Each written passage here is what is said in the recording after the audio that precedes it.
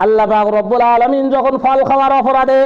আদম এবং হাওয়া আলাইহিস সালাতু ওয়াস সালামকে জান্নাত থেকে যখন বাহির করে দিলেন, জান্নাত থেকে বাহির করার পর একজনকে ফেললেন শ্রীলঙ্কার মধ্যে, আদম আলাইহিস সালাতু ওয়াস সালামকে জান্নাত থেকে বাহির করে শ্রীলঙ্কার মধ্যে ফেললেন, আর হাওয়া আলাইহিস সালাতু ওয়াস সালামকে জান্নাত থেকে বাহির করে